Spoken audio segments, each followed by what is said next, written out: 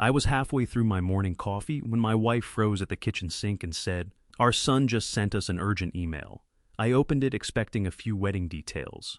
Instead, the first line read, "If you want to attend our wedding, you must follow these 25 rules." I laughed, thinking it was a joke. 5 minutes later, my wife whispered, "Why would our own son treat us like strangers?" I kept scrolling, and with each new rule, 38 years of raising him felt like they were dissolving into nothing. The name is Leonard Pruitt, Len to most folks who know me. 68 years old, and for 38 of them, I spent my days shaping raw wood into furniture cabinets and porch railings. Pieces built so solidly they ended up outlasting the very people who had ordered them. That was the work I gave my life to. That was the man I believed I was. And somehow, none of it seemed to matter to my own son on the morning I read those 25 rules. Welcome back to Honor Revenge Stories. I'm glad you're here with me today. If stories like this one speak to you, I'd be honored to have you follow along so you never miss the next one. Before we go any further, I want to ask, what's the weather like where you are right now? Here the seasons seem to have a way of matching whatever's heavy on the heart. One more thing, some details in this story have been shaped for the telling, and any resemblance to specific real people or events is coincidental. What matters is the truth at the center of it. 3 years back, I hung up my work belt, not because the hands had failed me, but because my left knee finally lost its patience with ladders. Carol and Carol had been telling me for a while that enough was enough. I kept saying I'd consider it. One afternoon I came home and found my toolbox already moved to the garage. She hadn't asked. That settled it. Our place is on Cypress Lane in Covington, Louisiana, a house I've rolled fresh paint across 4 separate times in 30 years. The gutters are overdue. The front step creaks on the left side. Been on my list to fix since August. Right now, standing here tonight, none of that registers. It had been an ordinary Monday. Carol stood at the kitchen sink, working through the dinner dishes, humming to herself. Something low and shapeless, the kind of sound she makes when the world feels right to her. A Merle Haggard song drifted off the counter radio, one I'd probably heard 500 times, if I'd heard it once. I was slumped at the kitchen table, second cup of coffee growing cold at my elbow, half-heartedly picking through the crossword page of the newspaper, when Carol spoke toward the window, without bothering to face me. Len Nathan sent us an email. I set the paper down. Nathan, our boy, 34 years old, moving real estate over in the newer developments across town, engaged to a woman named Renelle Duval, and just 3 weeks out from what should have been the finest day of his life. "What's in it?" I called back. She said she hadn't looked. It had landed in my account. Carol shut off the water and worked her hands dry on the dish towel looped over the oven handle. He flagged it as important, she said. I lifted my phone off the table and pulled up the message. Nathan had sent it at 5:47 that afternoon, sometime around his lunch hour, I figured, or shortly after. The subject line said, "Important. Please read before responding." A small part of me nearly smiled. Even back when he was a teenager firing off texts Nathan had always written, with a kind of deliberate formality. It was a trait I had carried some quiet pride about over the years. Then I read the body of it. The opening paragraph laid out how he and Renelle were hoping the reception would go smoothly and pleasantly for all involved, and to that end, they'd prepared a set of guidelines for attending family members. Guidelines that was his word for it. Something about that word landed wrong somewhere behind my ribs, but I pushed on. Item 1 stated that I would be wearing a suit chosen and paid for by Nathan and Renelle. The selection was not mine to make. I went back and read the sentence again to be certain I hadn't misread it. Item 2 required that Carol arrange a salon appointment at a location Renelle would designate no later than 3 days before the ceremony. Item 3 instructed me to leave my old wristwatch at home because it would. And here, I'm pulling the words straight from the screen, look out of place among the other guests. Item 4. Carol was not to bring her usual purse. Renelle would provide something she deemed more fitting. When I got to item 5, no white cream or gold attire, as those shades clashed with the wedding's color scheme, my coffee had gone stone cold and my thumb had quit moving on the glass. A tightness had settled into my chest, slow and deliberate like a bolt that's been turned just past where it should go. Not rage, not yet. Something quieter than that. A heaviness that comes just before you acknowledge something you've been keeping at arm's length.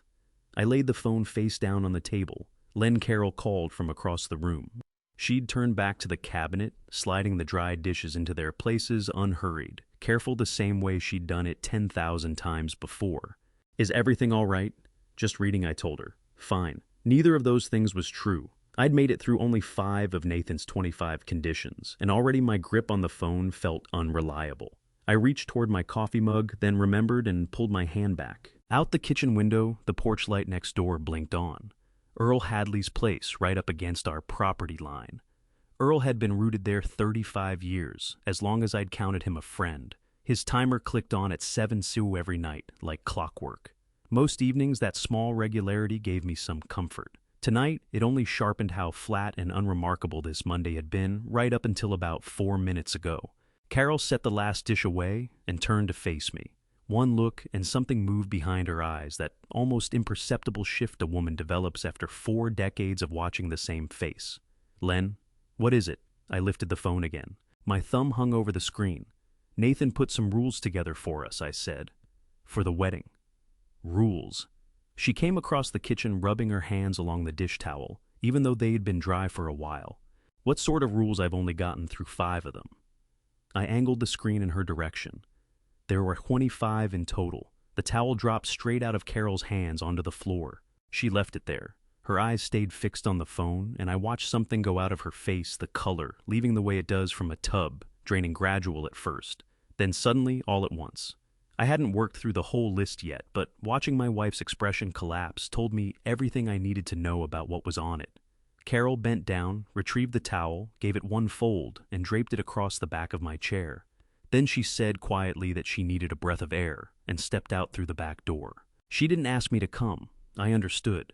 She needed those 5 minutes alone to get herself back together before she could meet my eyes without hers showing too much.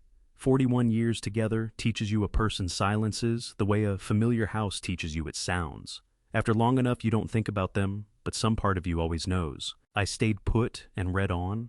Condition 6. We were not to approach guests from Rennell's side of the family in conversation unless Nathan or Rennell had made a formal introduction first. I read it 3 times over.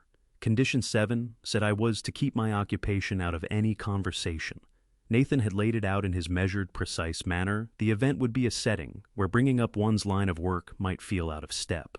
What that meant plainly was that he didn't want Rennell's family hearing that his father had spent his career as a carpenter. That one scorched something in me. 38 years of it, rising before daylight, coming home gritty with sawdust calluses built up so thick that Carol used to say shaking my hand was like gripping a wood rasp, and my own son wanted that history to stay invisible. Condition 8.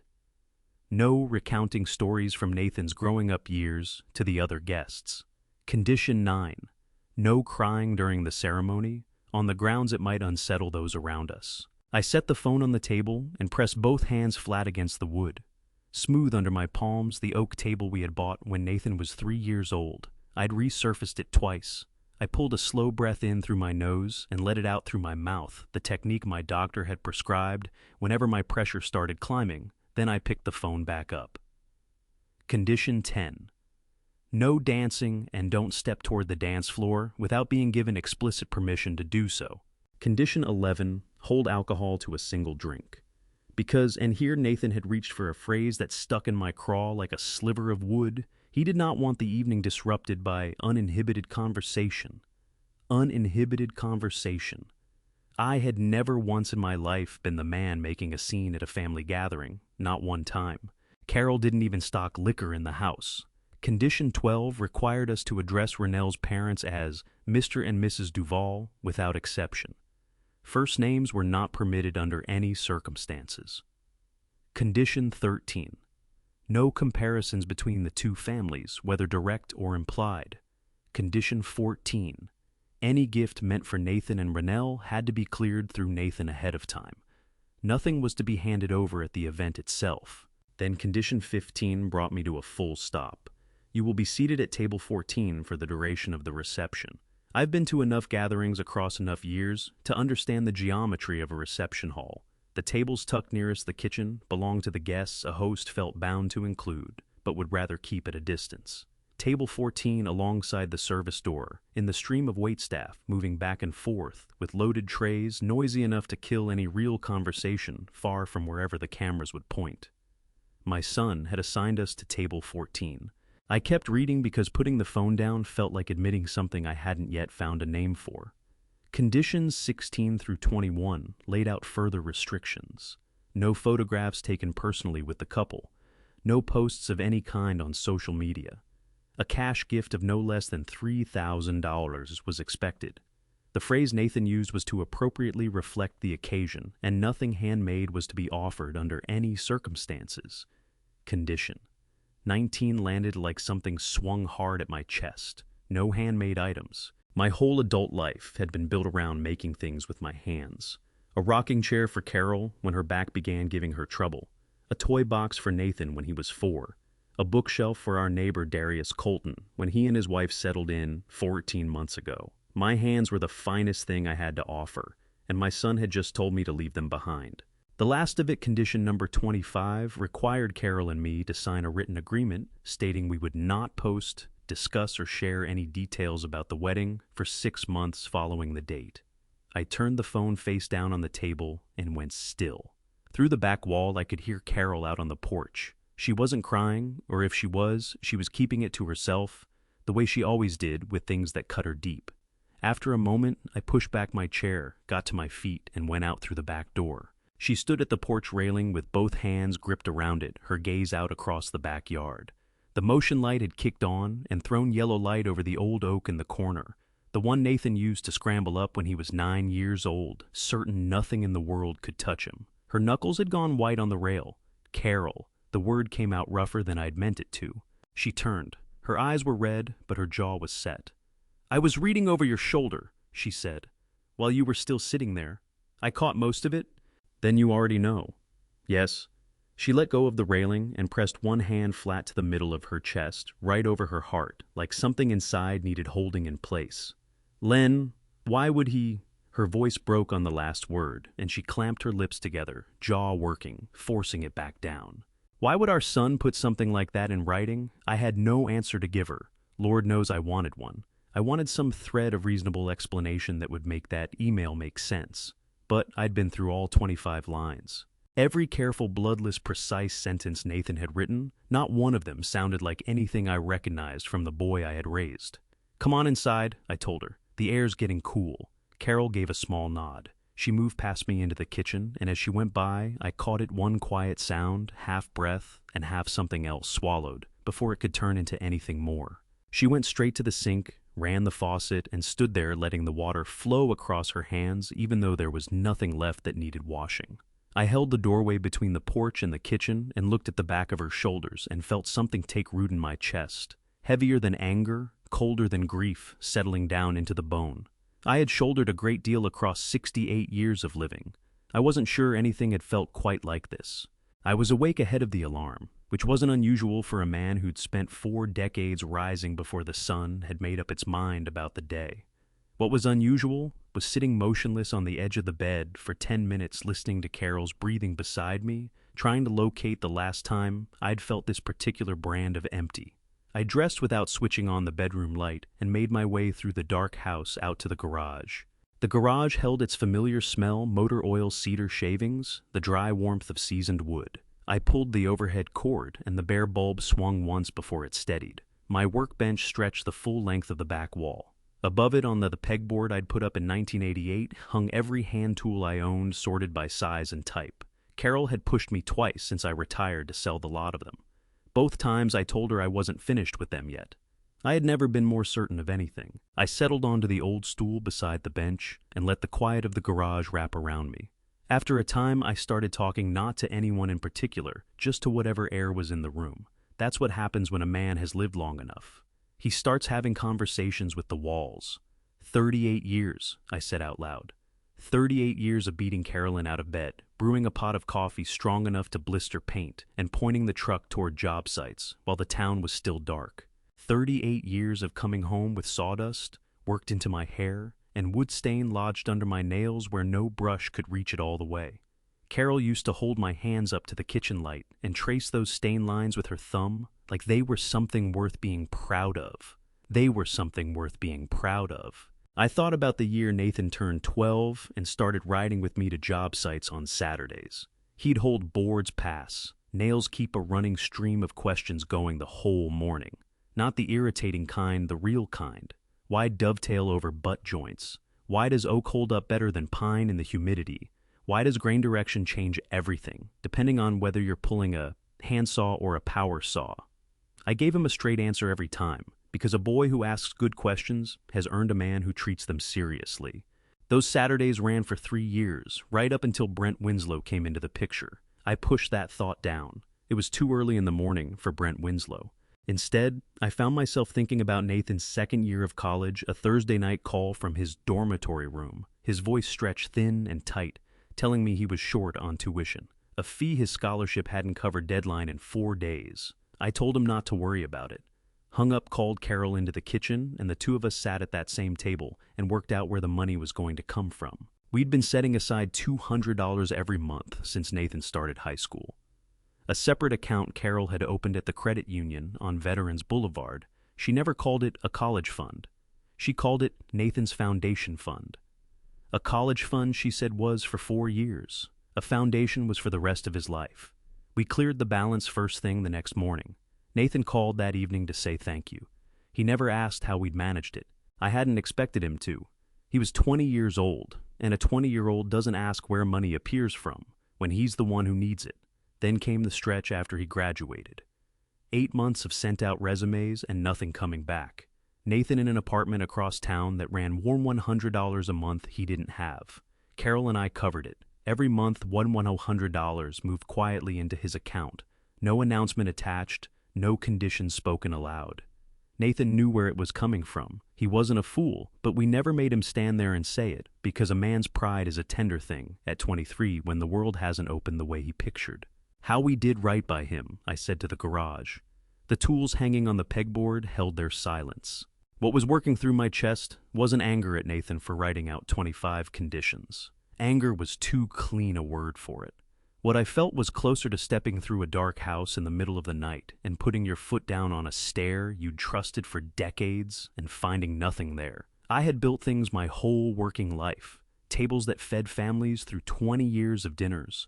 Bookshelves that held the books children sounded out their first words from. A front door for the Hadley house that Earl still pointed out to anyone who stopped to admire the hardware. Every piece of wood I'd ever worked had a grain, a direction it was built to go, a strength written into its structure. You could push wood against that grain if you wanted to, but it would always show you sooner or later exactly where it planned to split. I had not read the grain right with Nathan. That troubled me more than anything in the email. I sat in the garage until the sky beyond the small high window began shifting from black to the flat gray that arrives just before a Louisiana sunrise. Then I heard Carol's slippers crossing the kitchen floor and the particular sound of the cabinet where she kept the coffee filters, and I knew she was up. I stood from the stool, and as I turned toward the door, the back of my hand caught the corner of the old wooden cabinet in the corner, the one I'd built from scrap oak that first winter on Cypress Lane. The knock swung the cabinet door open, and something dropped from the top shelf and landed on the workbench with a soft, flat sound. I looked down. A small notebook. Blue cover faded at the corners, spine bent from years of being opened and folded back.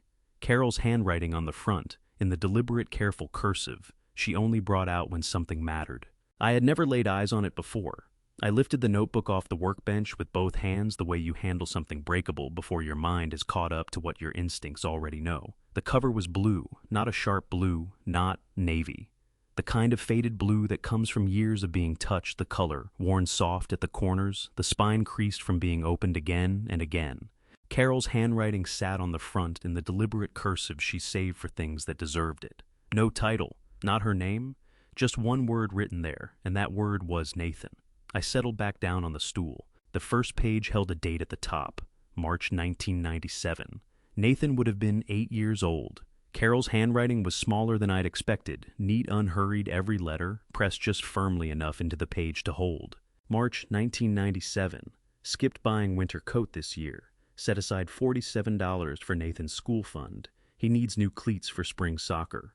Walt Henderson's wife told me about a sale at Payless next week. We'll check Saturday. I turned the page. June 1997. Len worked an extra shift Thursday and Friday. Took the different $60 and added it to Nathan's fund. Len doesn't know I'm keeping track separately. He would tell me not to bother. He would be wrong. My throat clenched so sharply I had to lay the notebook across my knee and press my hand hard over my mouth. She had been keeping track. For 26 years, my wife had been sitting somewhere in this house, at the kitchen table, on the back porch, maybe right here in the garage, while I was out on a job and writing down every dollar she had set aside for our son. Every sacrifice logged in that careful hand. Every coat she hadn't bought herself, every dental appointment, pushed back every small comfort she had quietly folded up and turned into something Nathan could use. I turned pages slowly, reading in pieces.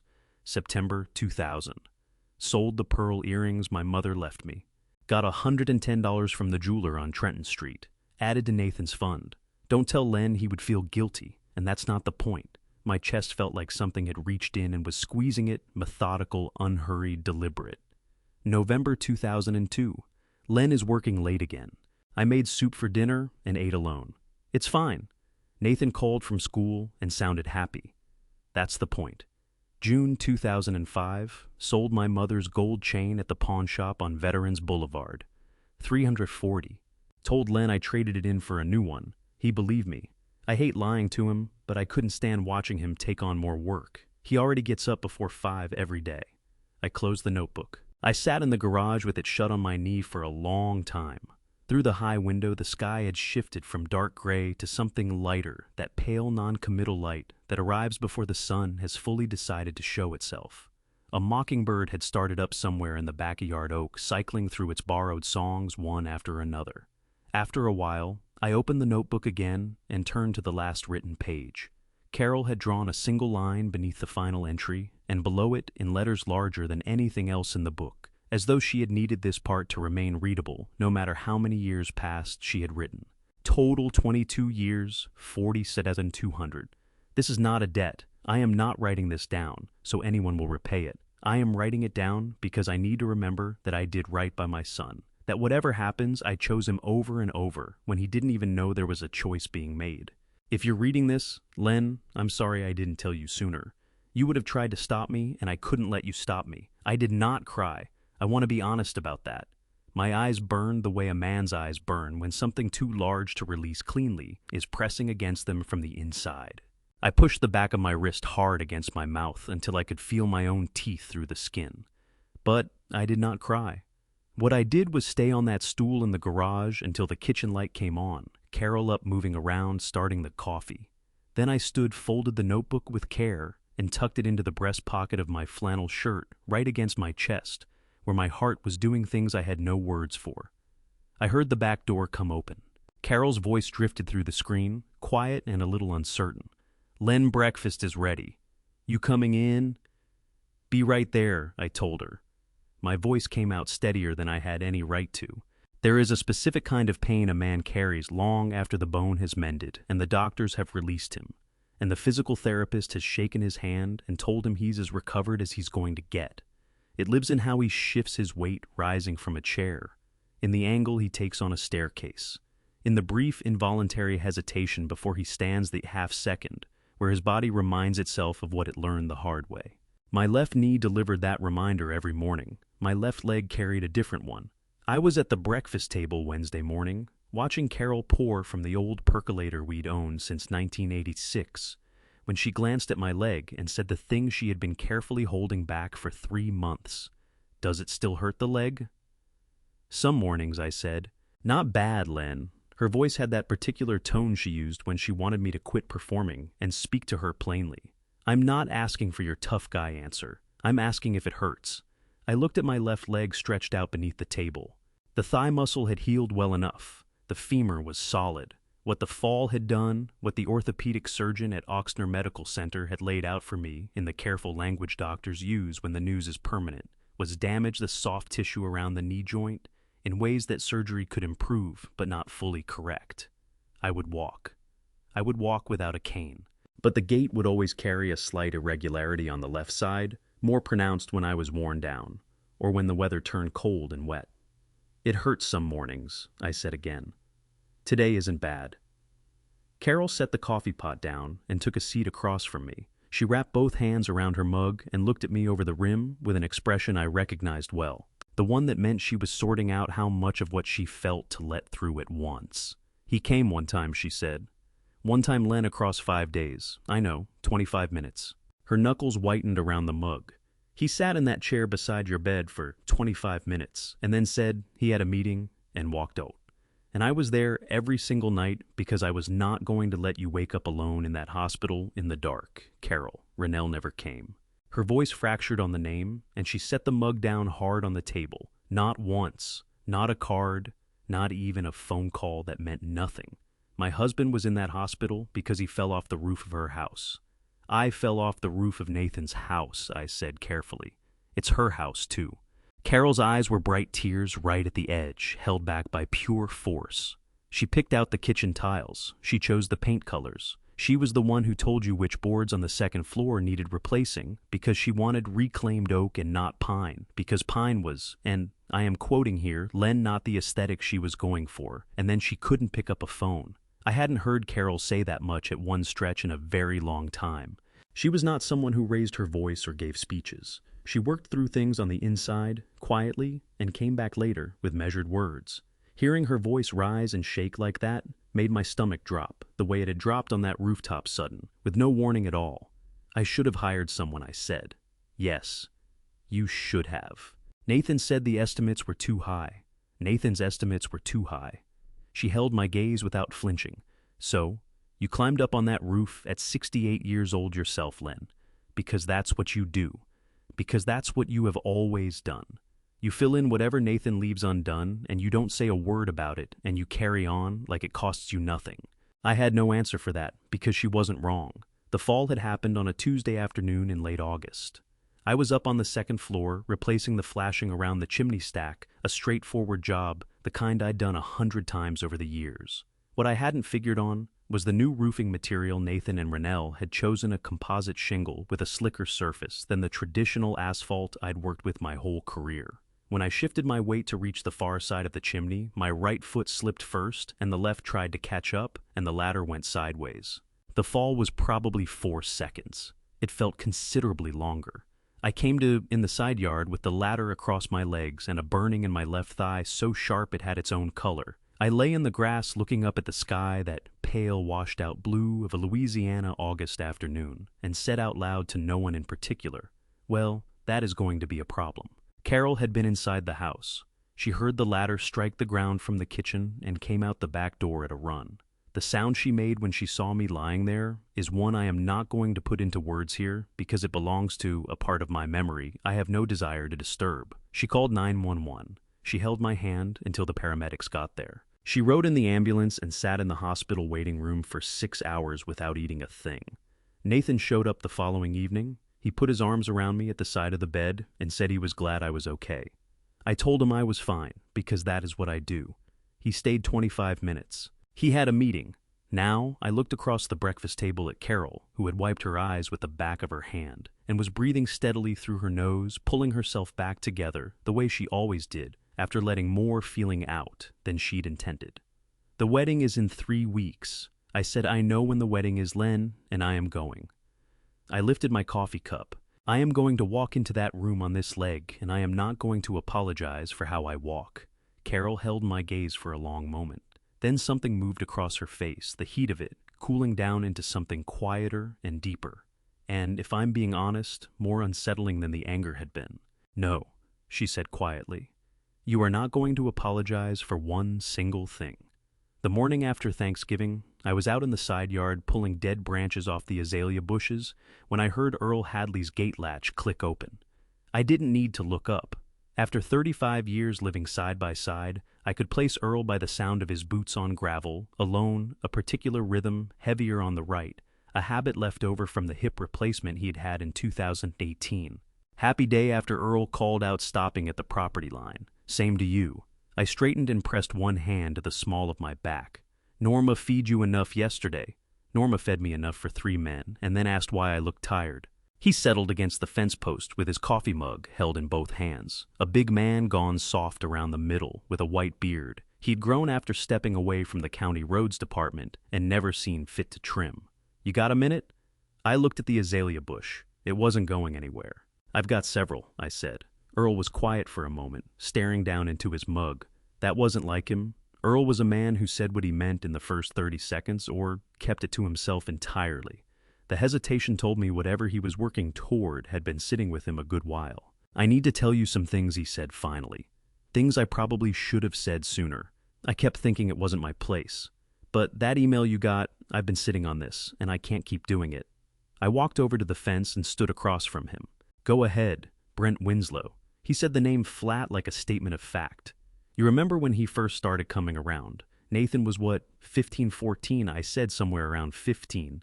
I never cared for that boy." Earl's jaw tightened. "Not from the first time I laid eyes on him standing outside your gate trying to talk Nathan into skipping school. You were at work. Carol was on a shift. Nathan slipped out the side door, and I watched it from my front window, and I almost went out there, and I didn't because I told myself it was your business." My stomach turned over. I hadn't known about that particular time. "There were other times," Earl said. "Over the years, I'd see the two of them together, and something about that kid never sat right with me. The way he carried himself, always loud, always performing, like he needed a crowd for everything, and the things he'd say about you." He paused. "About your work, Len. About being a carpenter." The word landed between us the way a stone lands in still water. "What did he say?" My voice came out level. I was grateful for that. Earl looked me straight in the eye. He used to tell Nathan that the reason Nathan needed to be different, needed to act different, dress different, talk different, was because of where he came from. "Because of you." He set his coffee mug on the fence post. He told Nathan that a man whose father worked with his hands his whole life had a choice. He could follow that path, or he could walk away from it. And if Nathan wanted what Brent called a real future, he needed to walk away from it. I stood very still. The mockingbird that had been going in the oak tree fell silent. "Nathan never said any of that to me," I said. "No, he wouldn't have." Earl's voice came out rough. "Because he loved you, Len. Even while he was listening to Brent, he loved you. He was just 17 years old and frightened. And that boy was in his ear every single day telling him who he was supposed to become." I let out a slow breath. The azalea branches were still in my hand, and I realized I had been squeezing them hard enough to feel the bark biting into my palm. "There's something else," Earl said. He lifted his mug and turned his gaze toward the side of my house rather than at me. I understood that this next part had cost him the most to carry. "About 6 weeks ago, a Sunday morning, I was working on Norma's rose bushes over by the far fence." He nodded toward the corner of his yard nearest Nathan's old bedroom window. "Nathan and Rennell pulled up in the driveway. I don't think they saw me. I was behind the rose canes. 'What did you hear?' Earl met my eyes again," Rennell said, and I'm giving you her exact words because I repeated them to myself about 40 times so I wouldn't lose them. She said, quote, "Your parents need to sit at a separate table. I don't want them next to my parents at the reception. The vibe is completely different. It would be awkward for everyone." The azalea branches fell out of my hand onto the grass. Nathan's response. Earl went on, his voice drawn tight with something caught between anger and sorrow, was to say, "Yeah, okay, I'll figure out the seating." I looked at my neighbor, this man who had watched my son grow up from a boy who had pressed a $20 bill into Nathan's hand every birthday until he turned 18, who had stood in my kitchen, drinking my coffee and arguing baseball with me for 3.5 decades. He didn't push back, I said. It was not a question. He said, "Yeah, okay." Earl picked up his mug. His hands, I noticed, weren't entirely steady. "I'm sorry, Len. I should have come to you sooner. I kept telling myself it would get better." I looked down at the azalea branches lying in the grass. Then I looked at the side yard and the garage door, and the roofline of my own house solid and familiar against the November sky. "It's not your fault, Earl," I said. "None of this is your fault." Earl nodded. He didn't look convinced. "What are you going to do?" he asked. I thought about the blue notebook tucked in the breast pocket of my flannel shirt, where I'd been carrying it since Tuesday morning. I thought about $47,000 written out in careful cursive on the last page. "I'm going to build something," I said. Earl had been gone close to an hour when Carol showed up at the back door to tell me the food was on the table. I cleaned my hands under the outdoor spigot, dragged them across my jeans, and went inside behind her. She'd put together vegetable beef soup from scratch, the same pot she turned out every Thanksgiving weekend, without exception, using the last of the garden vegetables she had put up in September. 2 bowls landed on the table. She settled herself across from me, and her spoon went up. We ate without talking for a few minutes, which suited us both fine. Carol and I had given up long ago on the idea that silence needed filling. Then, in the same easy tone she might use to mention a change in the weather, she said I made that same soup for Nathan last month, when he had that bad cold. My eyes came up from the bowl, the big pot. She went on stirring unhurried. The one with the Dutch oven lid. I hauled it over there on a Tuesday morning, because he'd phoned the night before, throat-raw work presentation, looming, feeling wretched. She smiled as she said it, but it was a particular small, guarded smile that meant she was carrying a part of the story she hadn't committed to telling yet. Rennell came to the door. Perfectly cordial, thanked Carol, accepted the pot. Let her know Nathan was lying down and that she'd see he got it. That was kind of you, I said. Darius Colton brought something to my attention 3 weeks ago, Carol said. She laid her spoon on the table and her eyes came straight to mine. He told me that same Tuesday morning, no more than 20 minutes after I'd backed out of Nathan's driveway, he happened to be walking by their place on his way to the hardware store. He watched Rennell step out the front door carrying that Dutch oven pot and tip the whole contents into the trash can along the side of the house. Whatever appetite I had left for the soup in front of me disappeared. She threw it out. I said the entire pot. Carol's voice held, but the set of her jaw gave her away, and I could see what keeping that steadiness was costing her. Darius told her she rinsed the pot down with the garden hose and left it sitting on the front step. The following week, when Carol swung back by to retrieve it, it was spotless, and Rennell told her Nathan had savored every last spoonful. Carol lifted her spoon again and fixed her gaze on it, rather than on me. I was so happy to hear it.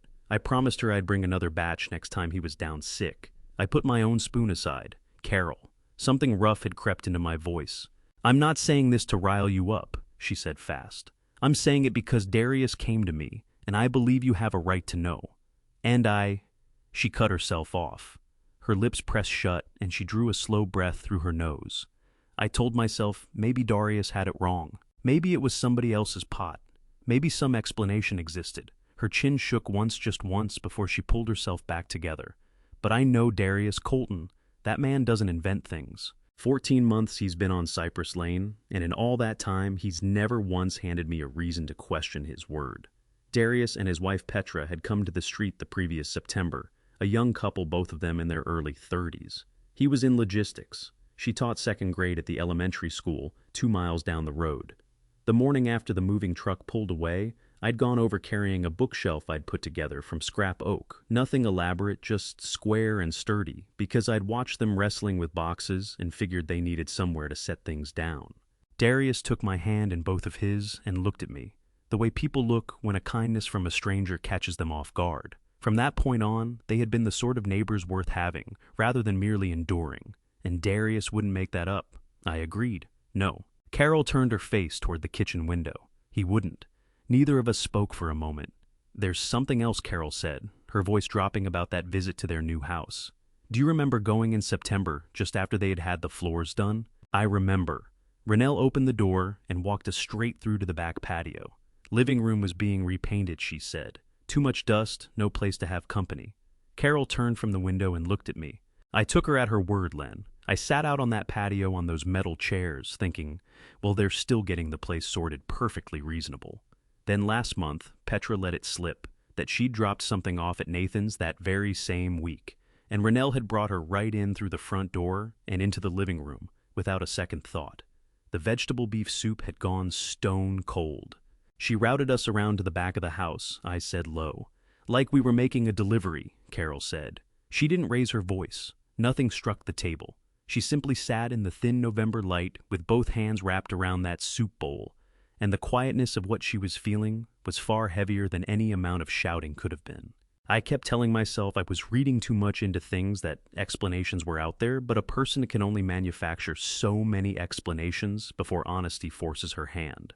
I stretched my arm across the table and covered her hand with mine. You're not reading too much into it, I said.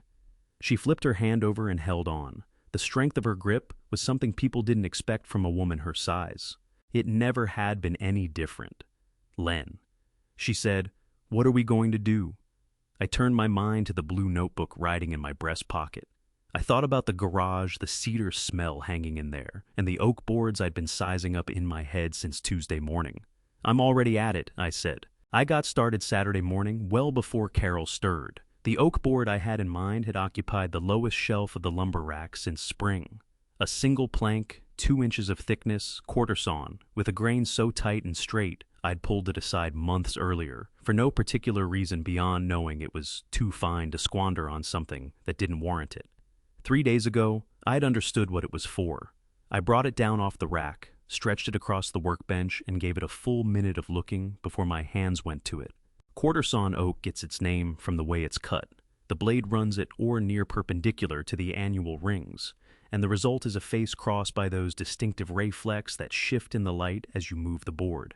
It takes more work to mill than a plain sawn plank, which is reason enough for most shops to skip it. What you get for that extra effort is a piece that's more stable, more handsome, and far longer lived. For anything that needed to carry weight, real weight, I'd always reached for it. I took up my marking gauge and began. The box would come out 12 inches long, 8 inches wide, 5 inches deep, roomy enough for the notebook and the photographs I had chosen easy enough to tuck under one arm. I arranged the parts across the workbench, ran through my measurements 3 separate times, and fed each piece through the table's saw, with the unhurried, exacting attention the craft demands. You don't cut corners. The wood has a way of announcing when you've gone wrong, provided you're paying attention. Carol materialized at the garage doorway, around 9 Soruma coffee cup in either hand. She studied the parts laid out on the bench, then studied me, and let a moment pass without speaking. "What's it gonna be?" she asked. "A box," I said. "For Nathan and Renelle." She held quiet. Then Condition 19 says no handmade gifts. I know what Condition 19 says. She walked across the garage and parked one of the cups at the near corner of the workbench where I could get to it. Standing alongside me, she looked at the pieces arranged in sequence sides, bottom top, and the small interior divider I meant to fit along the left wall. "It's gorgeous wood," she said after a moment. "Quarter-sawn oak," I said. "Tight grain. It'll hold up a long time." "What goes inside?" I reached for my cup. "Your notebook, the photographs I pulled from the box in the hall closet, and a letter." Carol's breath snagged barely a sound, almost nothing. "Len, my notebook is, I know what it is," I said. "That's exactly why it belongs there." She wrapped both palms around her own cup and let her eyes rest on the workbench. Her shoulders had gone very still the way they always do when something is sitting too heavy to answer right away. "She'll read it out loud," Carol said quietly, in front of everyone. "Yes," I said, "she will." Another silence. The mockingbird was at it again. Outside it had been particularly loud all week, cycling through its borrowed catalog of calls with the tireless energy of a creature that had never been asked to quiet down. "Okay," Carol said. "Just that." "Okay." I spent the rest of Saturday on the joints. I was cutting dovetails by hand at the corners, interlocking wedge-shaped cuts that demanded precision, but produced a joint strong enough to outlast any glue or hardware. The work was slow and required total focus, which was exactly what I needed. Total focus meant I was not thinking about Nathan's email. I was thinking about chisel angles and grain direction and whether each fit was tight enough to satisfy me. Sunday came. I glued up the box, put it in the clamps, and left it to cure for 6 hours. That afternoon, I fitted the lid, mounted it on small brass hinges I'd been keeping in a hardware jar since around 2002, and fastened a simple brass clasp across the front. Then, I ran the whole exterior through 4 grits of sandpaper, coarse down to fine, until the surface gave back nothing but the feel of the wood when you dragged your palm across it. That evening, I took my smallest carving gouge and cut the inscription into the lid freehand. Nathan and Renelle. December 14th, 2023. The lettering came out clean and even pressed into the grain with a steadiness I couldn't quite feel anywhere else in my body just then. When the last letter was done, I blew the dust from the cuts and held the box under the work light, rotating it slowly. It was the finest thing I had built in years. I lined the inside with a square of dark red velvet cut from an old jewelry box Carol kept in the bedroom. She said she had no more use for it, and I was welcome to the fabric. The blue notebook went on the right side, the envelope of photographs on the left. Then I tore a small sheet of notepaper from the workbench drawer and wrote 7 lines in my most legible hand. Nathan, I am not coming to your wedding to cause trouble. I am not coming to embarrass you or to make a scene. I am coming because I am your father, and I have been your father for 34 years, and that is not a thing a man stops being because he received an email with 25 conditions. Inside this box is something your mother made for you over 22 years. She never showed it to me. I found it by accident. I think you should know what it says. I folded the note and laid it on top of the notebook. Then I lowered the lid, snapped the clasp, and moved the box to the corner of the workbench. Carol appeared in the doorway. She looked at it. Her hand rose slowly and pressed against her mouth. "Oh, Len," she said. Her voice split cleanly in two on my name. "It's just a box," I said. But something had gone tight in my own throat, and I had to keep my eyes on the workbench rather than her face. Earl Hadley turned up at my back door Monday morning with his second cup of coffee and the look of a man who had been turning something over in his mind since well before daylight. After 35 years, I didn't ask what he wanted. That kind of formality had worn away long ago. He stopped in the kitchen doorway when he caught sight of the oak box on the table. "Is that it?" he said. "That's it." He walked over and stood before it without reaching for it, the way you stand before something in a museum that you feel too much respect for to touch. He took in the dovetail corners. He took in the carved inscription on the lid. He took in the brass hinges. "Len," he said, "that is a beautiful piece of work. Thank you." He pulled out a chair and sat down across from the box, as though it were someone seated at the table. "Walk me through the plan." I topped off a cup from the pot on the counter and sat down across from him. "Carol and I drive to Natchez, Mississippi on Friday. Check into the motel. The wedding is Saturday afternoon at 4:00 at a place called Belmont Hall. We arrive at the time Nathan specified. Sit at table 14 as instructed, and we don't bother anyone." Earl wrapped his hands around the cup, and his eyes stayed on the box. Darius Colton had been invited to the wedding. Nathan had worked with his brother-in-law on a property deal the year before, and the two families kept in contact. I was going to ask Darius to carry the box in as part of his gift and set it on the gift table. Earl nodded slowly. "Nathan won't know it's from you until they open it. He'll see the inscription on the lid when it gets brought up," I said, "but by then it'll already be in the room. And inside is Carol's notebook and the photographs and the note." Earl drank his coffee and studied the box for a long moment. Then he turned to me with the plain, uncluttered gaze of a man who had been my friend since Harmon Ford was in the White House. "Norma and I want to come," he said. I hadn't seen that coming. "Earl, don't argue with me." He set his cup down with some authority. "I have known that boy since he was in diapers. I have watched what has been going on in this family for the last 3 years, and I held my tongue when I ought to have spoken up, and I am finished holding my tongue. Norma feels the same way. Nathan didn't invite you. Him. Nathan didn't invite half the people who have every right to be there." Earl's jaw went hard. "We'll sit at your table. Table 14 near the kitchen. Norma says the food near the kitchen is always better anyway." Something that had been wound tight inside my chest came loose. "You do that?" "We're already doing it," he said.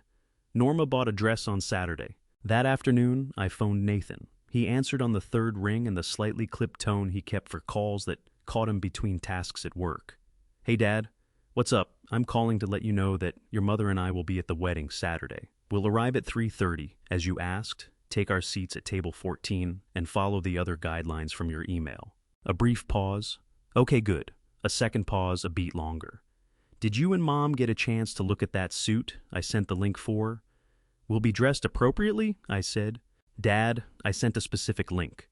I kept my voice level and warm, the same way I had kept it for 38 years when dealing with clients who were difficult, but whose business I needed. "We will be dressed appropriately. You have nothing to worry about on that front." He was quiet for a moment. "Okay," he said at last.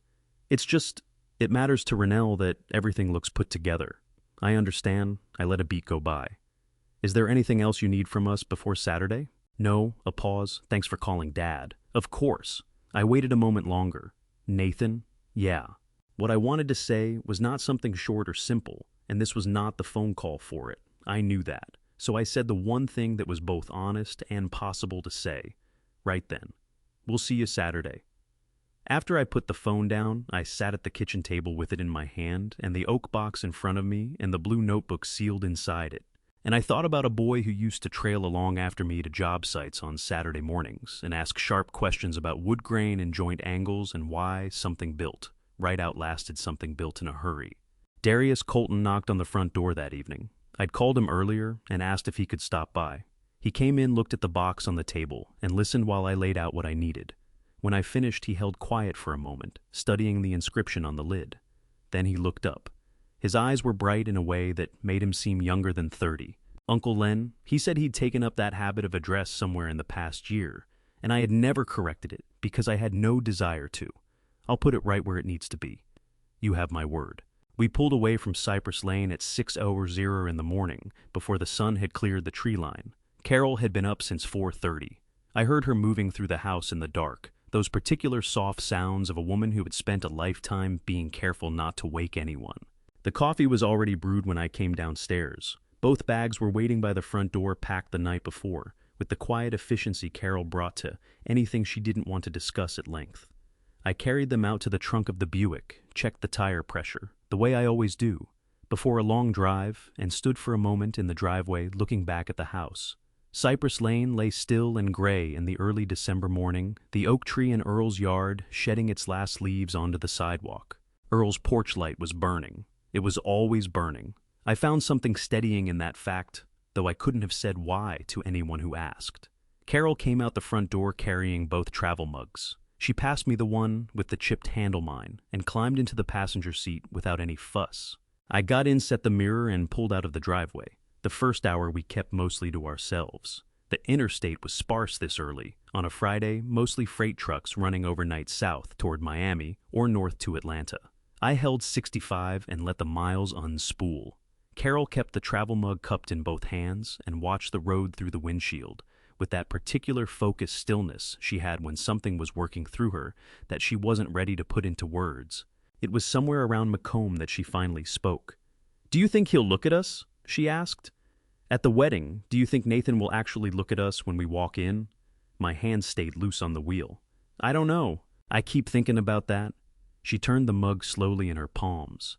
"Not about the box, not about the notebook, not about any of that. I just keep thinking about whether my son will look at me when I walk through the door."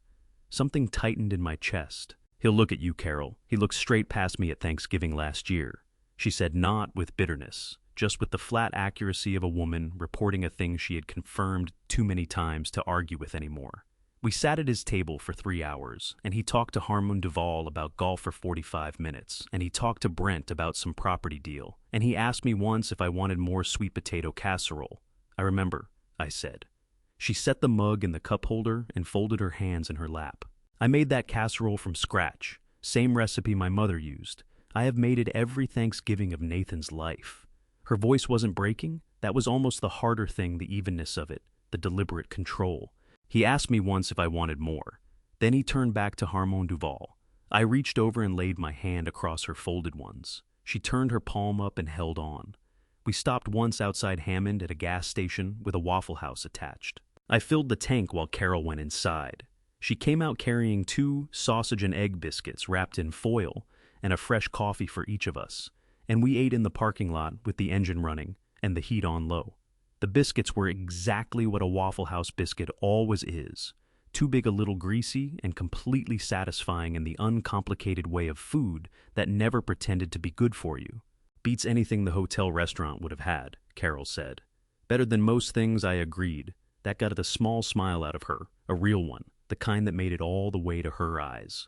I hadn't seen that smile in 2 weeks. The sight of it did something complicated inside my chest. We rolled into Natchez, Mississippi at 11:15. The city came up the way southern cities do, unhurried, the Spanish moss hanging heavy in the oaks along the highway, the low December light turning everything a particular shade of gold. I had always liked Natchez. It was a place that didn't rush itself, which suited me fine. The motel was a clean, plain establishment on the western edge of town, 2 stories, exterior corridors, a vending machine beside the ice maker. Carol spotted a Barks root beer in the machine and stopped short, noting she hadn't come across one since her cousin's wedding in North Carolina in 1986. She fed it her coins and carried both cans back to the room like she was transporting something that couldn't be replaced.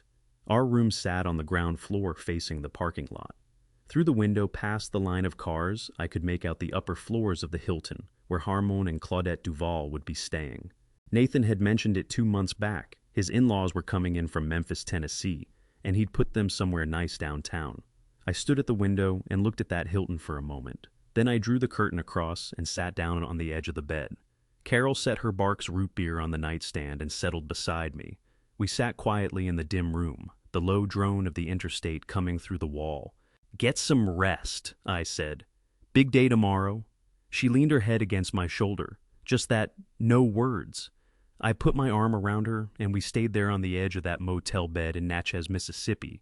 Two old people about to walk into something neither of us quite knew how to ready ourselves for. After a while, she said very quietly, "I'm glad you're the one I married, Len." I pressed my lips to the top of her head. "Me too, Carol," I said. "Me too."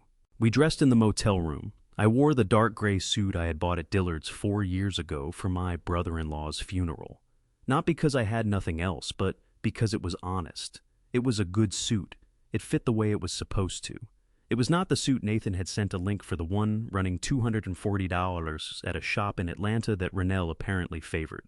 I had opened that link once and closed it. If I was going to walk into that room on this leg, I was going to walk in wearing something I had chosen for myself. Carol wore a pale blue dress she had owned for years and loved without apology. She stood at the bathroom mirror, working something careful into her hair, and when she came out, her eyes were bright and her chin was level. She looked to my eye exactly like who she was, a 65-year-old woman who had spent 4 decades being underestimated by people who didn't know any better. "You look beautiful," I told her. She patted my arm and handed me my coat. "Don't get sentimental before we've even arrived." Earl and Norma met us in the parking lot at 3:15. Norma had on a deep forest green dress and had done something with her silver hair that took 10 years off her.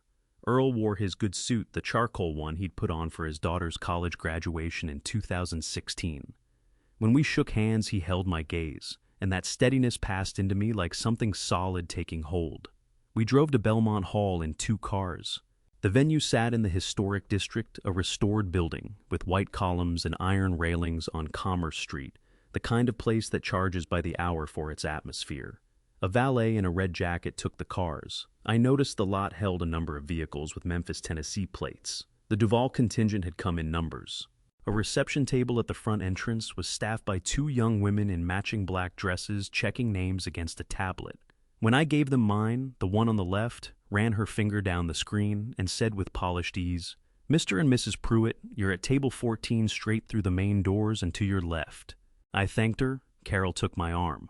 We walked through together. Belmont Hall's ballroom was everything Nathan and Rennell had apparently devoted 8 months and a considerable sum of money to making it. White gardenias filled the arrangements on every table. Candles in tall hurricane glasses ran the length of the room. A monogram in gold script N and R interlocked glowed on a screen behind the raised platform at the far end. The ceiling was coffered plaster-painted ivory chandeliers hung at even intervals, catching the candlelight and spreading it in a way that made everything look warmer and more costly than it could possibly have been. There were perhaps 200 guests already seated or drifting between tables, the sound that particular murmur of well-dressed people who don't yet know each other well enough to raise their voices. And then I heard it, a laugh, low, quickly smothered. I did not turn my head right away. 68 years had taught me that the worst thing you can do when someone laughs at your expense is let them see you heard it. So I kept walking my left leg doing what it did now, and I let the laugh settle behind me in whatever corner it had come from. But Carol's grip on my arm tightened by exactly 1 degree. She had heard it too. I allowed myself a single glance toward the front tables as we passed. Harmon Duval was seated at table 1.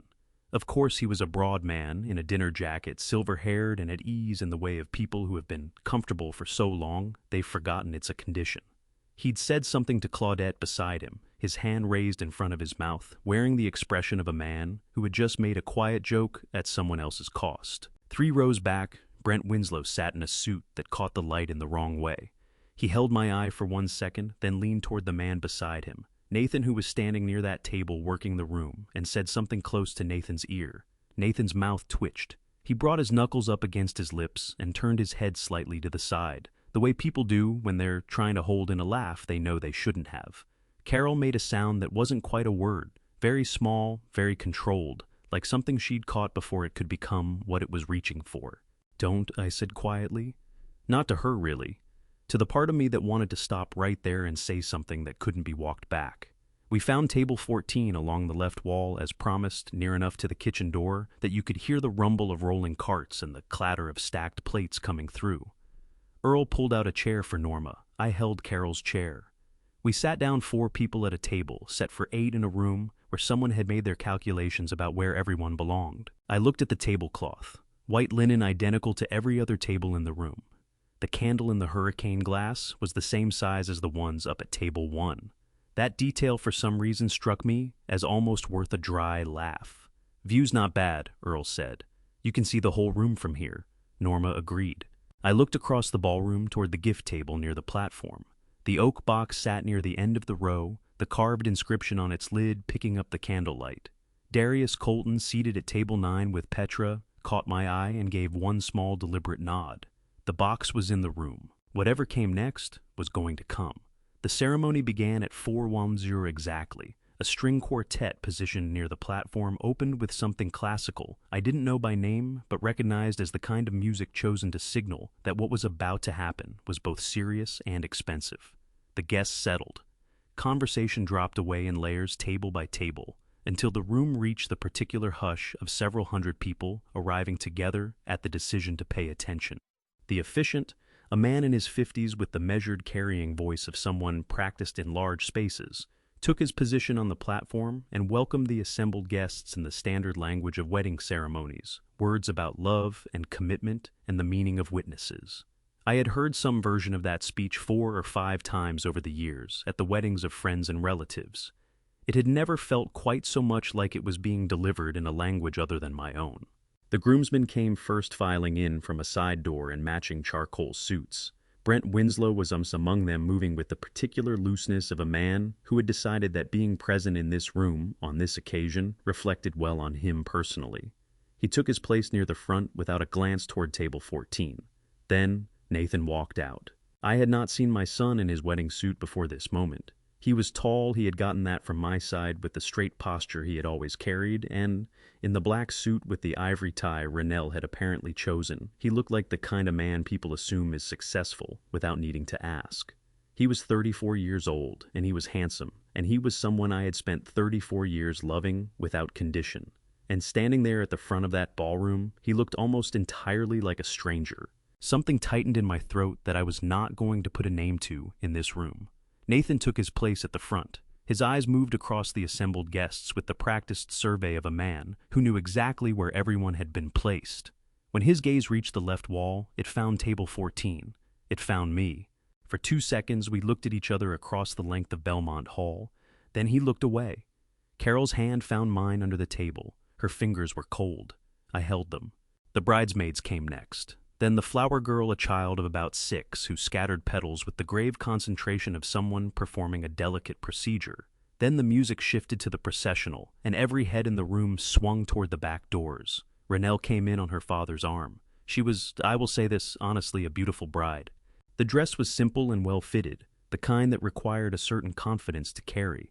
Harmon Duval walked beside her with the expression of a man who was fully aware that every eye in the room was on him by proximity, and found this entirely acceptable.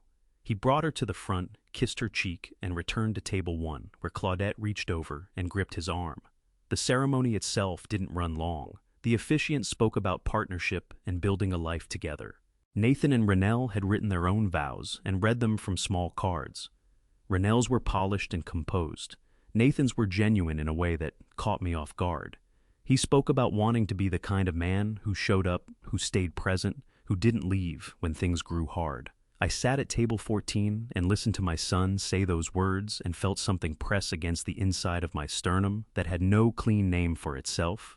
Earl beside me let out a slow breath through his nose. Norma reached over and rested her hand briefly on top of Carol's. When the rings were exchanged and the officiant pronounced them married, and Nathan kissed his bride, the room responded with the warm collective sound of people genuinely moved, or performing being genuinely moved. At a wedding, it is sometimes difficult to know which. I clapped with everyone else. Carol clapped beside me, her eyes bright. Then the couple turned to face their guests, and Nathan's eyes made that same sweeping survey of the room. This time, when his gaze arrived at table 14, it did not stop. It moved past us and kept going around the room as though our table held nothing worth pausing on. The music swelled, the couple began their walk back up the aisle. As they passed our table close enough that I could make out the small pearl buttons on Renelle's sleeve, she turned her head toward the room to take in the applause, and her eyes traveled along the left wall with the mechanical pleasantness of a smile assembled in advance. She did not look at Carol. She did not look at me. She looked through us the way you look through a window at something more interesting beyond the glass.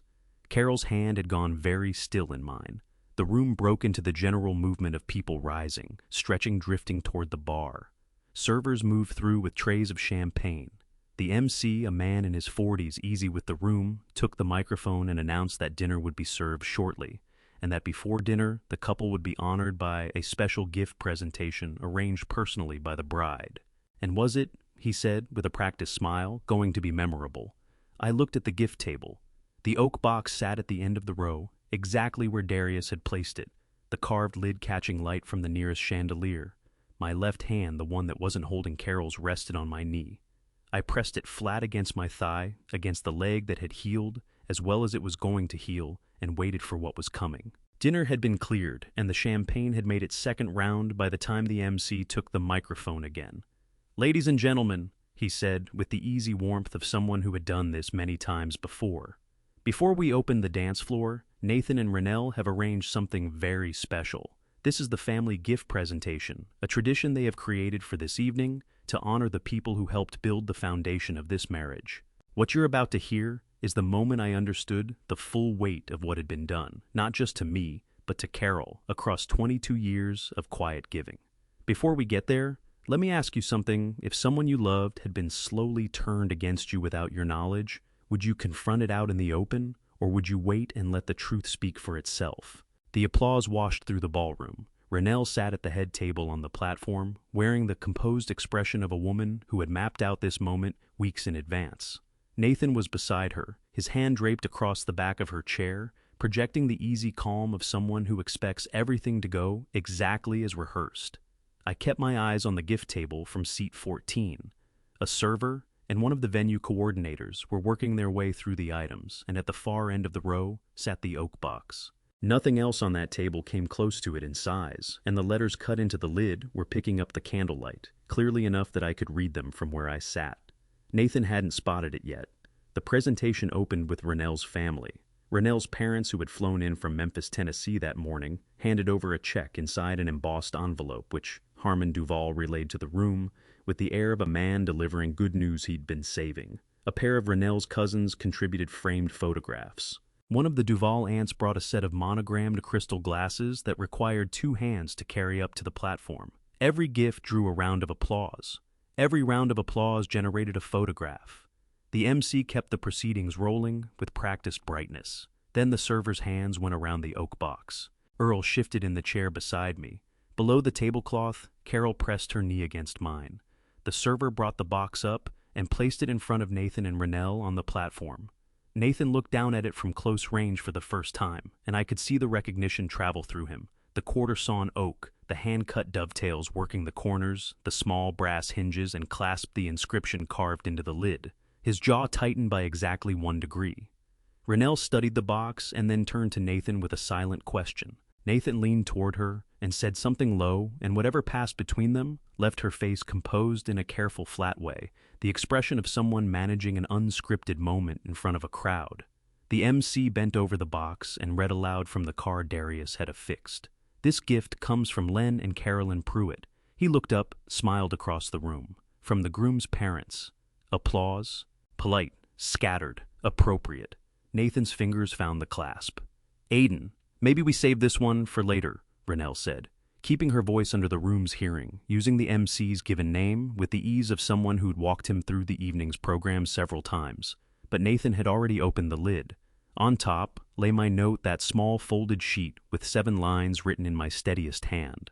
Nathan lifted it, unfolded it, and read. From table 14 I had no view of his face. What I had was his shoulders, and I watched them shift as his eyes moved down the page, a nearly invisible change. Something releasing in him that he'd been carrying rigid since the moment he walked into Belmont Hall. He put the note down without sharing a word of it.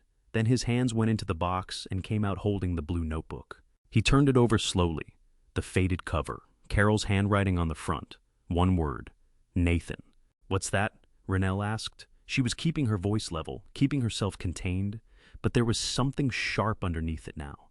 The undercurrent of a woman watching an unaccounted element walk into her carefully ordered evening. "That's my mother's," Nathan said. Harmon Duval had gotten to his feet at table 1. He was the kind of man who moved toward the interesting part of any room on instinct. 4 decades of business dinners had made it a reflex go where things are happening. He came up onto the platform without anyone summoning him, the way men of his particular standing tend to arrive places as though access is simply assumed. He lifted the notebook from Nathan's hands with the smooth confidence of a man who had never encountered a door that didn't open for him. "May I?" He said, the book already parting under his fingers. Nathan said nothing back, and I don't think he had a word available. Harmon Duval opened to the first page, read the date, read the first entry. And then, because he was a man whose professional life had been spent putting information into rooms full of people, the words left his mouth before he had consciously decided to speak them. It was simply what that kind of man does when language is in front of him and people are listening. Of March 1997, his voice reached the nearest tables without strain. "Skipped buying winter coat this year. Set aside $47 for Nathan's school fund." The table by the platform fell silent. He turned the page. June 1997. Len worked an extra shift Thursday and Friday. Took the different $60 added to Nathan's fund. "Len doesn't know I'm keeping track separately. He would tell me not to bother. He would be wrong." Across the room, Claudette Duval pressed both palms flat to the tablecloth, as though bracing herself. Harmon turned another page. Something had changed in how he was reading. The performer's polish had gone out of his voice, replaced by a quieter register, more careful, the tone of a man who had walked into material he hadn't bargained on. June 2005. Sold my mother's gold chain at the pawn shop on Veterans Boulevard. 3 for $40. Told Len I traded it in for a new one. He believed me. The silence moved outward from the platform in a slow wave, table by table, the way ripples travel when something heavy drops into still water. Renelle's grip tightened around Nathan's arm. "Nathan," she said, low and urgent. "Tell him to stop." Nathan did not tell him to stop. Harmon Duval reached the final written page and went still. He read it without lifting his eyes. The ballroom had quieted to the point where the only thing I was aware of was the faint breathing of the hurricane candles. Not a sound so much as the total absence of one, the hush that settles over a large room when everyone in it decides at the same instant to stop moving. Then Harmon read the last entry in a voice that had shed every trace of social ease and become simply the voice of a man faced with something he had not been ready for. "Total, 22 years, $42. He stopped. His chest rose and came down once. "This is not a debt. I am not writing this down so anyone will repay it. I'm writing it down because I need to remember that I did right by my son, that whatever happens, I chose him over and over when he didn't even know there was a choice being made." He finished reading and closed his mouth. The room sat with it. Large things don't get an immediate answer. They get absorbed the way deep water absorbs a stone, slowly and without spectacle. Then a sound came from Claudette Duval at table 1. Not a word, something smaller, something that slipped out before she could make a decision about it. She drove both hands against her mouth, drawing her shoulders in tight. Harmon shut the notebook. He stood up there on the platform, holding it in both hands, and looked at Nathan, and his face held nothing of anger or performance. What was on his face was the expression of a man who had run his figures again from scratch and arrived at a total entirely different from the one he had been carrying. The color had drained from Nathan's face until it matched the ivory of the tablecloths. Renelle moved forward. "This is a private family matter," she told the room, her chin coming up, her voice reclaiming ground. "This wasn't meant to be... Excuse me." The voice arrived from the left side of the room. Table 14. Earl Hadley pushed back his chair and rose. He was a big man, and simply standing up was enough to pull every eye in the room to him. No microphone required, no gestures needed. Earl had put in 30 years running road crews, calling instructions across running equipment, cutting through diesel noise and wind. A ballroom full of wedding guests presented no challenge. "My name is Earl Hadley," he said in the carrying, unhurried voice of a man who had nothing to prove and a plain thing to say. "I have lived next door to Len and Carolyn Pruitt for 35 years. I want to say something if the room will allow it." The room allowed it. I watched Len Pruitt take on extra work year after year, so his son could finish college and come out the other side without owing anyone a dollar, Earl said. I saw Carolyn part with jewelry that had come down to her from her own mother, sold it to cover tuition, and never breathed a word of it to her husband. I watched Len go up on the roof of Nathan's house this past August by himself at 68 years old, because the contractor numbers were more than he was willing to charge to his son. Len was not a man who turned his boy away. Earl's voice held level throughout. It didn't climb, it didn't waver. It moved through the room the way a well-set post holds firm and without drama. That fall did damage to his leg that never fully came right. He is walking into this room tonight on that leg. And I watched two people laugh when he walked through that door. The room shifted, not all at once, not with any drama, but the heads at the nearest tables turned toward the entrance toward Harmon Duval, with the slow collective movement of people assembling a picture from its pieces. Harmon Duval set the notebook on the gift table. His hand rested on it for a moment, like a man who wasn't quite sure what to do with a hand that had just been carrying something that weighty. I'm not saying this to humiliate anyone, Earl went on. I'm saying it because the man sitting at table 14 has been silent for a very long time. Too long. He looked straight at Nathan, and the people who benefited from that silence ought to understand what it took from him. Earl sat down. The room reorganized itself in the quiet that followed the particular reorganization that happens when people at a social occasion have been handed a piece of information that makes everything about the seating look different than it did 5 minutes before. Darius Colton rose from table 9. He was younger than any of the others who had spoken, and he carried the directness of a man who had settled on something during the drive over and wasn't going to walk it back. My wife and I moved to Cypress Lane 14 months ago, Darius said. The first morning after the moving truck pulled away, Len Pruitt appeared at our door with a bookshelf he'd built himself, just because he figured we might have a use for it. He glanced toward Rennell. A few weeks on, my wife was looking out our front window. She watched you take a pot of soup that Carolyn had cooked and driven over when Nathan was sick, and she saw you carry it to the trash can along the side of your house and empty it out. Then she watched you rinse the pot clean with the garden hose. He held Rennell's gaze without any heat, just the steady level look of someone who had seen what he had seen. My wife teaches second grade. She doesn't exaggerate and she doesn't make things up. Rennell's face had gone very still. The composure was still in place, but it had stopped being effortless. It had become the kind of composure that takes real work to maintain the way you brace yourself against a door when wind is pushing on the other side. That is completely, she began. I was there, Petra Colton said from her seat beside Darius. She didn't stand. She simply spoke those 4 words clearly, and they were sufficient. Rennell turned to Nathan. Her eyes were bright and pressing. Nathan, say something. Nathan was staring at the blue notebook still sitting on the gift table where Harmon had left it. He was looking at it the way you look at something that has been in front of you your whole life and only now declares itself. The sudden understanding that a plain, ordinary object has been doing extraordinary work all along, entirely without your awareness. He did not say something. The quiet after Petra's 4 words held for perhaps 3 seconds. Then Norma Hadley got to her feet. Norma was 68 years old and 5'3", and she possessed the particular stillness of a woman who had spent decades being underestimated and had long since made her peace with it. She did not raise her voice. She had no need to. The room was quiet enough that a whisper would have carried to the back wall. She wasn't looking at Nathan or at Rennell. She was looking at Brent Winslow. Brent was seated at a guest table 2 rows back from the platform, and he had been making himself progressively smaller in his chair since Earl stood up. The shiny suit that had read as confidence 2 hours ago now looked like something borrowed for the occasion. His champagne glass had been empty for some time, and he hadn't signaled for a refill because signaling would have required movement, and movement would have invited notice. Norma studied him, the way she studied things in her garden that had no business being there. I know you, she said. Brent looked up. His smile surfaced on reflex, the automatic ease of a man who had talked his way out of things his whole life. Ma'am, I think you might have me mixed up with— I do not have you mixed up with anyone, Norma said with the calm certainty of a woman who had been reading faces since long before Brent Winslow existed. You are the boy who used to linger outside Len Pruitt's front gate when Nathan was 14 years old, working to talk him into skipping school.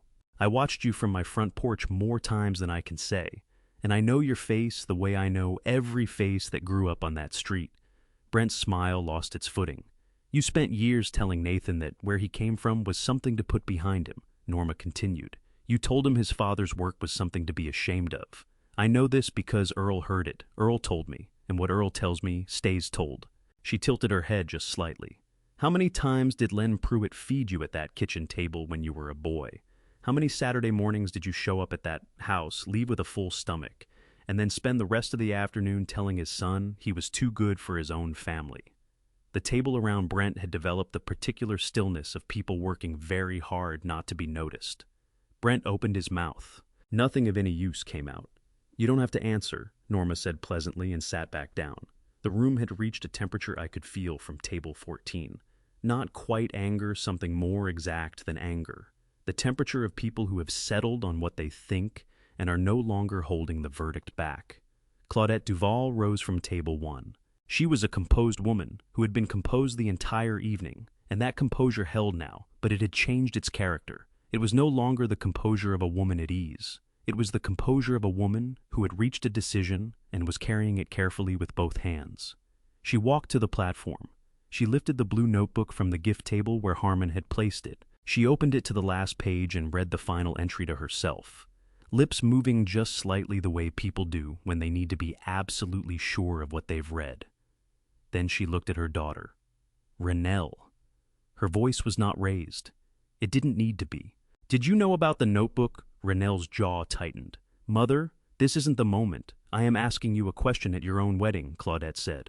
I would like an answer. Did you know that Carolyn Pruitt had been setting money aside for Nathan for 22 years? That has nothing to do with... Did you know, Claudette pressed with the patient persistence of a woman who had been waiting on Renelle to answer questions since she was 4 years old and knew how to wait, that Len Pruitt fell from the roof of your house and walks with a permanent injury because of it? The composure on Renelle's face fractured. Not entirely. She was too disciplined for a complete break, but around the edges where keeping it together had gotten costly. He offered to do that himself, Renelle said. Nobody asked him. Nathan asked him, Earl said from table 14. He was still in his seat. He no longer needed to stand to be heard. I heard that phone call through the fence. Harmon Duval standing off to the side of the platform, with his hands in his jacket pockets and the expression of a man working through difficult arithmetic, turned to look at his son-in-law, Nathan. His voice was different now from how it had sounded all evening. The ease had drained out of it entirely, leaving something straighter and less forgiving. Tell me something honestly. When you put your parents at table 14, what was your reasoning? Nathan hadn't moved from where he stood in front of the gift table. He was still looking at the blue notebook in his mother's hands. The wedding suit that had seemed so right 3 hours ago now appeared to belong to a slightly different person than the one wearing it. His throat worked. So it was the table that made sense for the space. He said the words and they came out rehearsed, and he heard it too. I could tell by the small flinch that crossed his face right after the quick, involuntary recognition of a man who has just heard himself say something he doesn't quite believe. Harmon held him in his gaze for a long moment. Is that what you want to stand behind tonight? It made sense for the space. Nathan looked at his father-in-law. Then he looked at his mother, holding the notebook the way she had always carried things carefully with both hands, as if whatever was inside had earned that much. Then across the full length of the ballroom, he looked toward table 14. He looked at me. I did not look away. I did not say anything. From my seat by the kitchen door wearing the dark gray suit I had picked out myself, I kept my eyes on my son. My left leg throbbed the way it always ached after a long day on it. I gave him the chance to look at his father and take from that whatever he needed. What he found in my face, I couldn't say. Something crossed his features, something tangled and difficult that had no name I could put to it. Then Renelle moved to the front, and the whole character of the room changed. She came to the center of the platform with a purposefulness that told you she had made a choice. The only exit from this moment was forward. Any pretense at composure had left her. It wasn't a dramatic collapse she hadn't broken. It had just quietly withdrawn the way a mask will fall away once the person wearing it is too spent to keep it in place. Stripped of it, there was something rawer beneath and more honest than what she'd presented all night. I need to say something, she told the room, not any one person in it, the whole room. No one tried to stop her. Len and Carolyn Pruitt are decent people, she said. The words had a clip precision to them, a prosecutorial beat. No one here is contesting that. But certain things haven't been said tonight that I think deserve to be said. Harmon Duval folded his arms across his chest. Claudette watched her daughter from across the room with a look I couldn't entirely decipher from table 14. Apprehension partly, and the particular alertness of a mother who can see that what her child is about to say will not be retrievable. Len draws a pension, Renelle continued. Carolyn has retirement savings. Their home is paid for. The financial ground they stand on is solid in a way that Nathan's and mine isn't. We began with nothing. There is a mortgage. There are student loans. There are costs the business carries, and nothing underneath to catch us if we fall. A cadence had taken hold of her voice now. The cadence of an argument that had been rehearsed in private, refined across many tellings. The people who cared about Nathan supported him the way the notebook shows, and it worked. He is standing here. He has built something. He is content. Whatever was given up to get him here did what it was intended to do. The room sat with this in a silence of different weight than the silence 5 minutes before. Then she said the part that landed hardest. They could afford it, she said. Len and Carolyn were in a position to carry those costs in a way that Nathan and I are not. That is not a lack of gratitude. That is arithmetic. Those words came down on the room, not with the sound of a crash, but with the quiet finality of something heavy being set down on a surface it would never be lifted from again. Claudette Duval shut her eyes. Harmon let his arms fall hands going into his jacket pockets, and his gaze dropped to the floor. At table 14, Earl made a sound low in his throat, involuntary, barely audible, the sound of a man hearing his worst suspicion confirmed. Beneath the tablecloth, Carol's hand closed around my wrist. She was gripping me so hard I could feel her pulse in it, rapid, insistent. The pulse of a woman keeping herself upright by force of will alone. I studied my wife's profile, the angle of her jaw, the firm line of her mouth, the shine beginning in her eyes that hadn't quite become tears but was getting close. And I thought about a kitchen table in 1997, a woman alone at it, writing $40 in a small blue notebook, while her husband pulled an extra shift, not knowing that shift was going into that same account. I thought about a gold chain carried into a pawn shop on Veterans Boulevard that never came back out. I thought about 5 nights spent in a hospital chair so her husband wouldn't open his eyes in an empty room.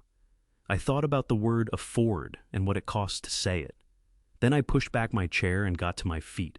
There was nothing theatrical in it. Nothing fell. I rose in the plane, way a man rises when he's been seated too long and his body has finished waiting. My left leg objected the way it always does, and I let it object and kept moving. The room registered it. Eyes shifted toward table 14. I didn't turn toward Renelle. I didn't turn toward Nathan. My eyes went to Carol, who was still in her chair, with her hand still at my wrist. Her gaze coming up to find mine, a question written in it. "Carol," I said, "let's go home." 1 second she held my look. Then she let go of my wrist, pressed both hands to the tabletop, and rose next to me, with a quiet composure that belonged entirely to her. A woman with nothing left. She needed to demonstrate to this room, or any other. Earl and Norma came to their feet at the same instant. No word passed between them, no gesture. They stood because when you've lived next door to people for 35 years and you've walked into a room like this with them, you walk out the same way. I reached behind Carol's chair for her small evening bag and put it in her hands. She took it without a word. I held out my arm. She took that too. I turned to face Harmon Duval, who hadn't moved from his spot near the platform, hands in pockets, an expression worn 10 years older than the one he'd carried in. I gave him a nod.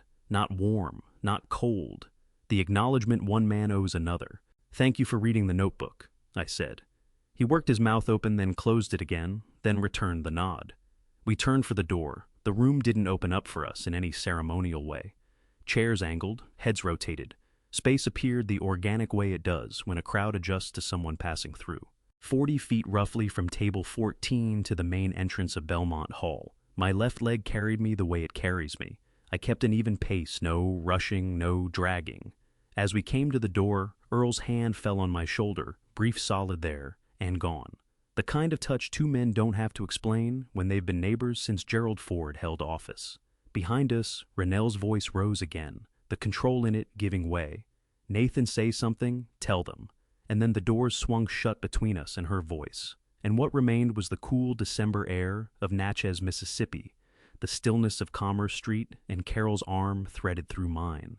She didn't say a word until we got to the car. At the passenger door, she stopped and turned, and the tears that had been building in her since the moment Harmon Duval laughed walking through that entrance were finally there, open in her eyes. She laid both palms against my chest, right over the breast pocket where her notebook had been writing for 2 weeks, and spoke quietly enough that I had to close the distance to hear her. "You kept it safe, Len." I put my hands over hers. "You kept it safe." "For 22 years, I said. We pulled into the drive on Cypress Lane at 11:47 at night. The dashboard clock told me that, and I looked at it the way I always look at a clock coming home from somewhere that costs something, as though the exact minute of arrival makes the arriving more real.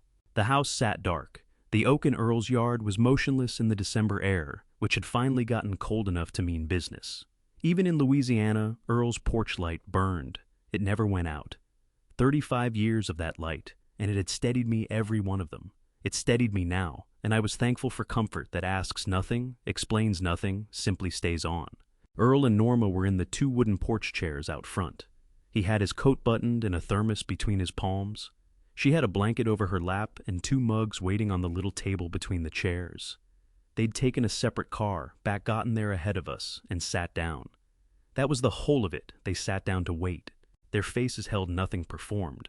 No sympathy arranged for viewing, no suppressed satisfaction, none of the careful brightness people put on to signal their presence. Only 2 old people in the dark on a porch, because the people they'd come up with were on their way home, and they weren't going to let the porch be empty for it. Carol spotted them through the glass and brought her fingers up over her mouth. "Oh," she said, just the one word, nothing more. We climbed out. Norma poured the tea before anyone asked her to sassafras from a thermos she'd brought from her own kitchen, the kind Carol always stocked, and the 4 of us settled in on that porch and drank in the December night, and let the quiet do its work because what needed saying had already been said by the fact of us sitting there together. After a time, Earl glanced over at me. "You okay getting there?" I said. He gave a single nod. Nothing more was needed. They stayed on until 1 in the morning. Norma held Carol in a long, wordless embrace when it was time to go. No speech, just the holding, which said everything it needed to. Earl gripped my hand at the door and let a beat pass before he let go. They crossed back to their side of the property, and we watched their light come on behind the curtains. Ours went dark. Carol and I went to bed. The weeks after that moved the way such weeks always move, not smooth, not free of damage, but with the slow gravity of unsettled things working their way down to solid ground. Harmon Duval rang on a Tuesday 3 days out from the wedding. He asked for me by name. Harmon was not a man built for apology. I could feel him assembling the sentence before the words came out. But he got there. He told me he had laughed when I stepped into that room, and he told me he was ashamed of it. He said the notebook had occupied him twice through since Saturday, and that he could see now where his attention had been aimed wrong. I said I accepted what he was offering. I meant every word of it. Nathan phoned on a Wednesday. A long silence sat between us before he spoke. When he finally did something, in his voice had shifted a quality I had not caught in him for years.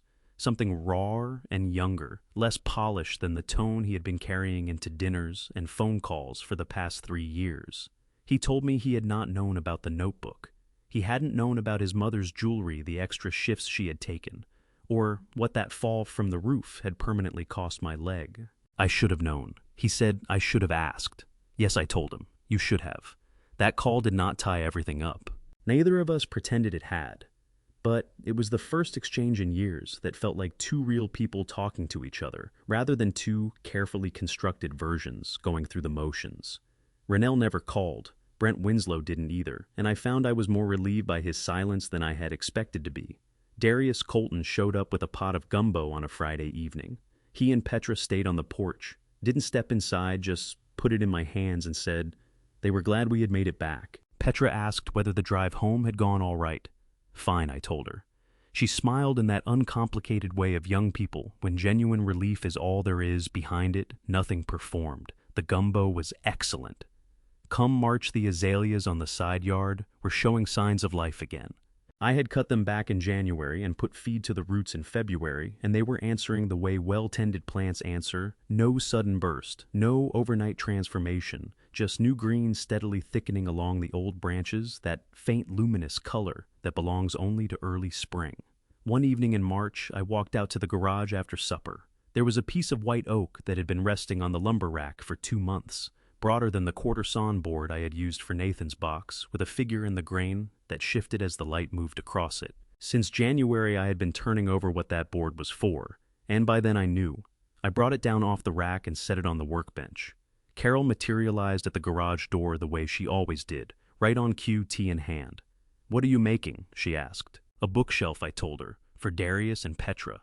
They'd said they were short one." She studied the white oak. "That's beautiful wood." "Figured oak," I said. "The pattern in the grain comes from the medullary rays, the way the cells catch light when the cut is at the right angle." I passed my palm across the face of it. A board with that kind of figure takes some finding. Worth the search, though. Carol stepped up beside me and looked at the board the way she had looked at the quarter-sawn oak back in November. The quiet knowing of a woman who had spent 40 years at close quarters with a man and his work. "Len," she said. "Yeah, I'm glad we went."